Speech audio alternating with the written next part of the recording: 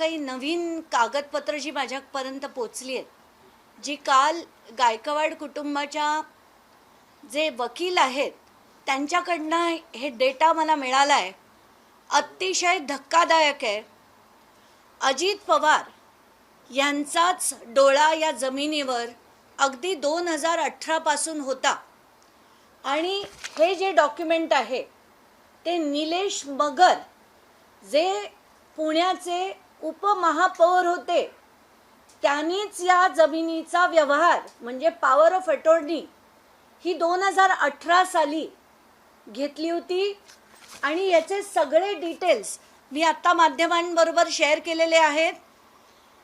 हीच जमीन ज्याच्यावर हाच सातबारा मुंबई सरकार लिहिलेलं आहे, 88 नंबरचा गट 1 ते 26 या एक्झॅक्टली या जमिनीचा व्यवहार हा निलेश मगर जे उपमहापौर होते पुण्याचे त्यांनी पॉवर ऑफ अटॉर्नी कोणाकडनं घेतली होती तर ज्यांची नावं इतर हक्कात म्हणजे कूळ म्हणून लागली होती अशा लोकांकडनं त्यांनी. ही कसं असतं तर ही मला आता कळलेली त्यांची मोडस ऑपरेंडी आहे. एका सिनियर महसूल विभागाच्या अधिकाऱ्याकडनं मी हे कन्फर्म केलं की त्याचा अर्थच असा आहे की हे सगळेजण अशा मोठ्या जमिनी असल्या की त्यांच्या माणसा थ्रू अडकवली जाते, पण त्यांची सत्ता 2018 नव्हती. तिथे पालकमंत्री तेव्हा गिरीश बापट होते आणि काही काळ प्रेसिडेंट्स रूल होता, म्हणूनच तिथे तेव्हा हा व्यवहार पूर्ण केला नाही, ती जमीन अडकवून ठेवली. आता तर थेट सत्ता त्यांची पालकमंत्री ते म्हणून थेट मुलाच्या नावावर घेण्याची हिंमत झालेली आहे असं या डॉक्युमेंटवरनं दिसतंय. आत्ताच्या घटकेला हा जर आपण बघितला, हा तोच सातबारा ज्याच्यावर मुंबई सरकार लिहिलेलं आहे.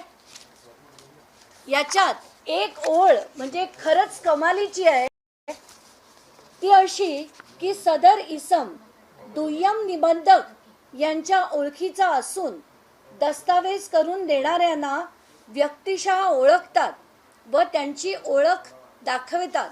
म्हणजे दुय्यम निबंधक सुद्धा यांना व्यक्तिशः ओळखतो अशी एक टिप्पणी मी हायलाईट करून ठेवली आहे. ही टिप्पणी सुद्धा याच्यात आहे. म्हणजे सगळ्यांना सगळं माहिती असतं, कोण राजकारणी कुठली जमीन अडकवतो, ती त्यांची सत्ता आल्यावर कशी मिळवली जाते याचं हे धडधडीत उदाहरण आहे. हे कागद सुद्धा मी खारगे समितीला देणार आहे आणि आता याच्यातला रोल पार्थ अमेडियानंतर आता अजित पवारांवर पण आला पाहिजे, कारण हेच ते निलेश मगर जे तिथले उपमहापौर होते, ज्यांची मगरपट्टा नावाची जी मोठी तिथे हे आहे पुण्याला मगरपट्टा कन्स्ट्रक्शनचे हे डायरेक्टर आहेत आणि काय काय आहे त्याच्या मागचं ते हळूहळू सगळे खुलासे होतीलच. आत्ताच्या घटकेला हे सगळ्यात मोठा पुरावा आहे की अजित पवार यांच्याच पक्षाची किंवा त्यांचीच लक्ष त्यांचं नजर ही या जमिनीवर 2018 पासून होती आणि हे केलेला पॉवर ऑफ अटॉर्नी ज्याच्यात सगळेच्या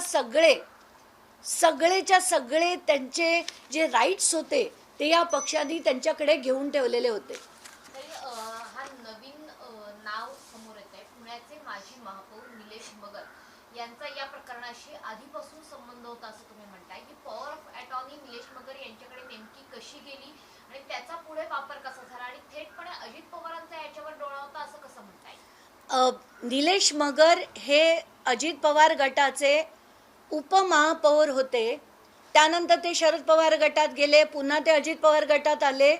पण हा मोडस ऑपरेंडी आहे प्रत्येक पक्षाचा, आपल्या माणसांना पुढे करून ते अडकवून ठेवायची, पॉवर ऑफ अटॉर्नी घ्यायची आणि नंतर स्वतःची सत्ता आली.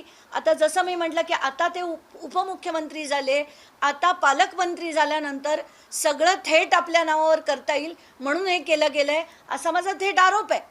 तर आता या सगळ्या गोष्टी मी खारगे समितीला देणार आहे आणि ओपन अँड शट म्हणजे याच्यात सुद्धा नावासकट सगळं लिहिलेलं आहे, सेम जागा, कारण मुंबई सरकार लिहिलेला सातबारा कोणी कसं घेऊ शकतं याच्यात सुद्धा असंच लिहिलेलं आहे की त्याच्या सगळ्या ट्रान्झॅक्शन्स करणं, त्याचे रिग्रांटिंग करून घेणं म्हणजे रिग्रांट करण्याची गरज आहे हे तेव्हासुद्धा माहिती होतं. पण आता सत्ता आल्यानंतर सोपं झालं म्हणून हे करण्यात आलेलं आहे. मात्र यापूर्वी पॉवर ऑफ अटॉर्नीमध्ये शीतल तेजवानी यांचं नाव आपण समोर बघितलेलं होतं. ही पॉवर ऑफ अटॉर्नी चेंज झाली का? निलेश मगर यांनी या पॉवर ऑफ अटॉर्नीचं नेमकं काय केलं? 2006 मध्ये शीतल तेजवानींनी पॉवर ऑफ अटॉर्नी 89 केल्या होत्या, त्या थेट गायकवाड कुटुंबाबरोबर केलेल्या. पण 2018 मध्ये स्वतः जसं मी म्हटलं की राष्ट्रवादीला ही जमीन अडकवून ठेवायची होती, म्हणून ती जमीन अडकवून ठेवण्यासाठी त्यांनी कुळाबरोबर, म्हणजे खरं तर ती वतनची जमीन, वतनाच्या जमिनीवर कूळ लागलंय आणि त्या कुळाबरोबर जर त्यांनी असा व्यवहार करून ती नुसती अडकवून ठेवली आहे.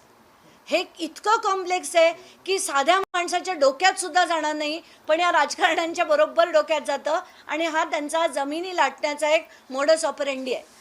निलेश मगर यांचे बाकीचे पण कारनामे आहेत असं तुम्ही म्हणताय. निलेश मगर हे मोठं प्रस्थ आहे, ज्या पद्धतीने मगरपट्टा सिटीचं तुम्ही नाव घेत आहात. त्यांनी या सगळ्या प्रकरणातला त्यांचा रोल अजित पवारांच्या फेवरमध्ये झुकावा असे काही प्रयत्न केलेत का? ते कसे केले? आत्ताच्या घटकेला मी जसं म्हटलं की मी एक एक एक एक खुलासे करत जाईन. आत्ताच्या घटकेला हा खुलासा पहिला, याच्यानंतर इतर किती काय काय त्यांनी केलं याच्या हळूहळू खुलासे होतील. पण आत्ता हीच जमीन, हाच 88 नंबरचा गट, 1 ते 26 सेम, म्हणजे त्याच्यात काहीही फरक नाही.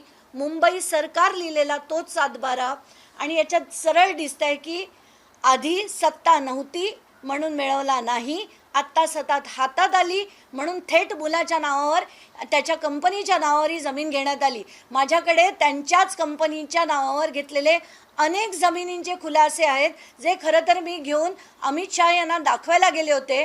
पण भाजपला बहुतेक भ्रष्टाचार विरोधी जे लढतात त्यांना भेटायला वेळ नसेल, पण भ्रष्टाचार करणाऱ्यांना भेटायला वेळ आहे, हे याच्यावरनं स्पष्ट दिसतंय. हा नवीन खुलासा तुम्ही खारगे समिती समोर नेणार का? आणि खारगे समितीने आता निलेश मगर यांना सुद्धा चौकशीला बोलवावं अशी तुमची मागणी आहे का? मी ते ताबडतोब करून सुद्धा टाकलेलं आहे. खारगे समिती पुढे हे डॉक्युमेंट्स पाठवून सुद्धा दिलेले आहेत आणि त्यांनी यांना बोलवावं हे तर थेटच आहे. म्हणजे प्रश्नच नाही. या निलेश मगरांनी का ही 2018 म्हणजे उपमहापौर असताना, कायदा त्यांना व्यवस्थित कळत असताना, त्यांच्या नावावर मोठ्या प्रमाणात जमीन असताना, त्यांना जेव्हा माहिती आहे की वतनाची जमीन आहे, त्याच्यात 7/12 थेट लिहिलेलं आहे की वतनाची जमीन आहे आणि ती रिग्रांट करून घेण्यासाठीचे त्याचे सुद्धा सगळे ते राईट्स घेतात, याचा अर्थ त्यांना सगळंच माहिती होतं. आणि असून उपमहापौर असून आता पुण्याच्या जनतेला ठरवायचं आहे की येणाऱ्या निवडणुकीत असे त्यांना कॉर्पोरेटर निवडून द्यायचे आहेत की नाही. कारण आधी निलेश मगर हे होते, त्याच्यानंतर त्यांच्या पत्नीला त्यांनी उभं केलं होतं आणि त्यांची पत्नी तिथून कॉर्पोरेटर, शेवटच्या कॉर्पोरेटर त्यांच्या पत्नी होत्या. तर हे सगळं जे आहे ते कसं उघडपणे केलं जातं हे मी तुमच्यापुढे मांडले. धन्यवाद.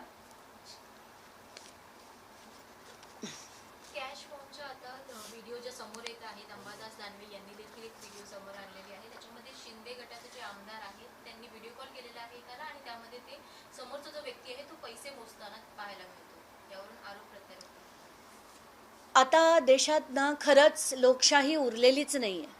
आधी पैसे वाटले जातात, मग बूथ लुटली जातात, दमदाटी केली जाते आणि एवढं नाही झालं तर वोटची चोरी होते.